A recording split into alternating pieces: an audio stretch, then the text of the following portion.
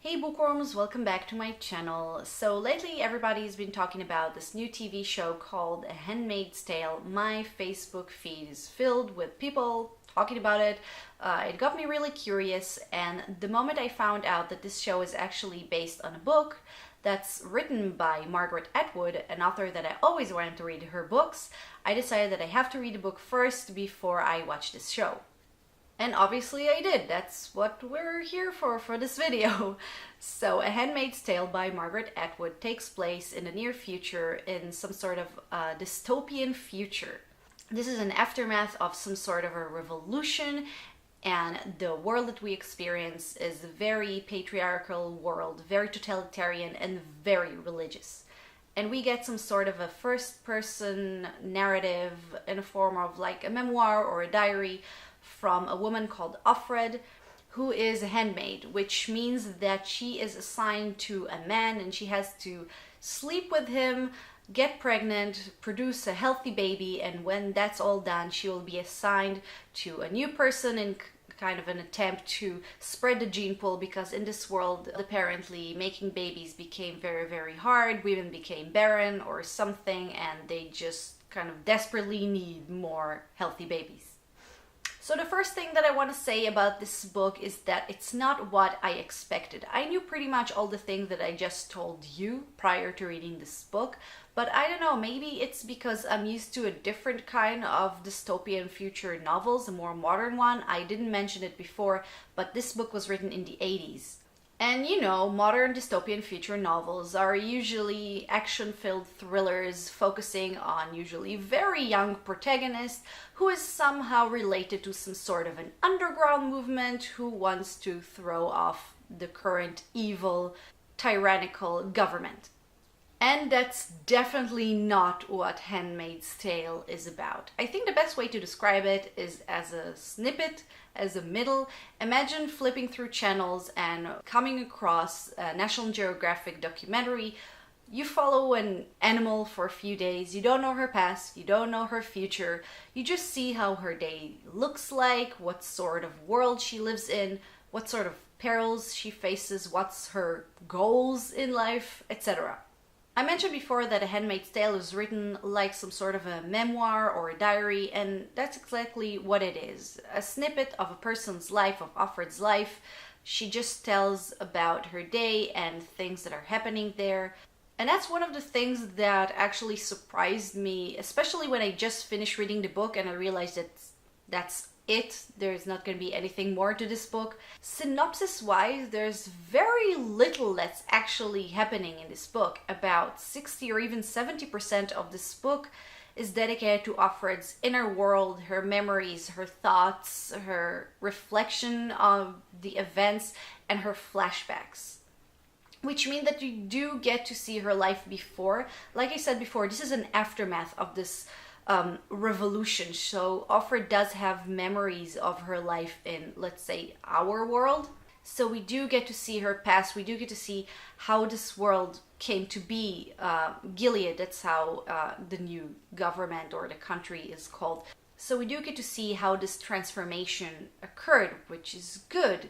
But I suppose my biggest complaint to this book is that I really liked it and I wanted more. Like I mentioned, an underground movement that usually happens in modern dystopian futures. You do get to hear a little bit about one, but you barely get to actually experience it, which on the other hand actually makes a little more sense and it's a little more realistic. I'm trying to think of what would have happened if I would be in such a world. I would probably won't be joining an underground because I would be too afraid to be, I don't know, executed if they caught me. And I would probably try to keep my head down and go with the flow and not just try to break any rules and risk death, especially when I have a husband and a kid, which is what Offred has. And she also tries to find out what happened to them. Which leads me to another point. Remember I said that this book is pretty much a middle? Well, you also don't get an actual conclusion at the end. You barely get any sort of closure. There are a bunch of things there that are mentioned and you have no idea what happens to them at the end. So if you're one of those people who has to have all the information at the end of this book, be prepared, there is a chance that you will hate this book. So up until now, you're probably thinking, okay, this is a negative review. I didn't like this book all that much. But that's the thing about it. I'm pretty torn about it. On one hand, I really liked this book. I thought the idea was brilliant. She did try to do a more realistic sort of a dystopian future. And everything she did there was on purpose. She didn't want to give us an action-filled thriller. She wanted to suggest an idea. So I do appreciate her for that. I do appreciate the book for being that. Unfortunately, like I said, I mostly just wanted more of the story. And maybe it is because I expected something else.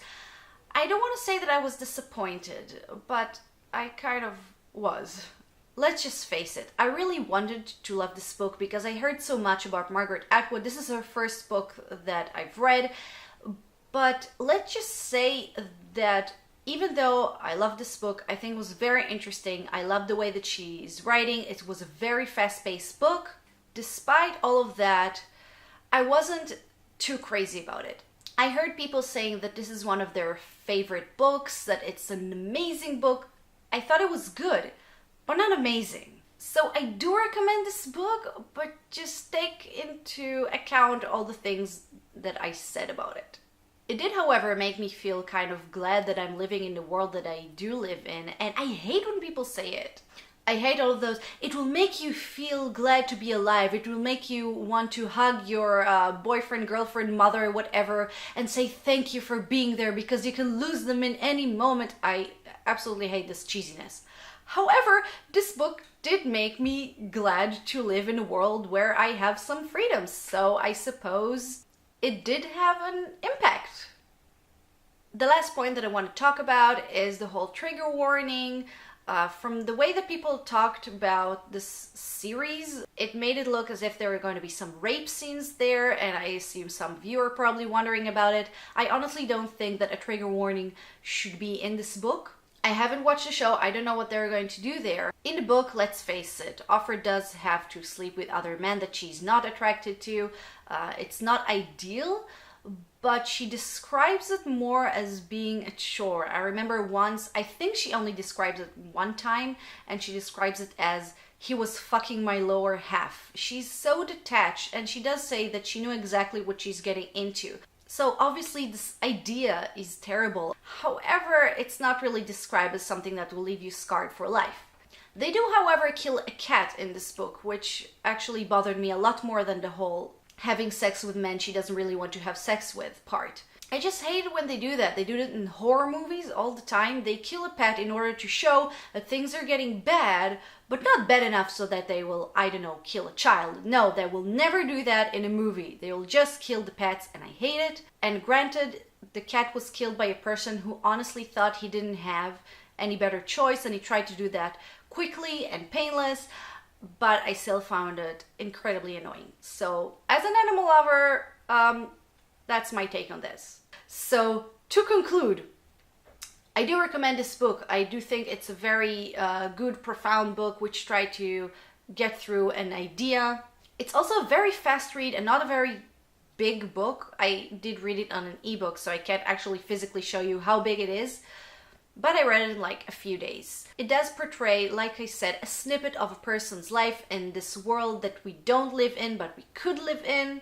And if you're expecting another kind of a Hunger Games, you will be disappointed. By the way, it's not like The Hunger Games is one of my favorite books, and I think it's perfect and wonderful, so I compare everything to it. I'm just taking an example of a modern dystopian future book that I'm pretty sure all of you know as a comparison. But it's a dystopian future. If you're aware of what it is, it can be a really great read. It's really interesting. If you need to have all the answers at the end of the book, beware, there are barely answers to anything in here, so just take that into account. So that's it, guys. I really hope you enjoyed this video. If you did, please don't forget to click like to show it and to subscribe to my channel if you dare. And also feel free to check out the description box. There are links there to other kinds of social media where you can follow me and some other videos that I think you might like. So I do thank you for watching, and before I go, I have a question for you guys. Name a book, obviously, in the comment section down below, that is widely regarded as very good, maybe by a well-appreciated author, that you thought was no more than okay. And also, if you read the book and seen the show, tell me what you think, because I am curious to know what they're going to do there. I assume they're just going to add a bunch of stuff, which could be bad, but can also be very interesting. So I'm curious to know. So once again, thank you for watching. I hope you enjoyed it, and I will see you next time. Bye bye.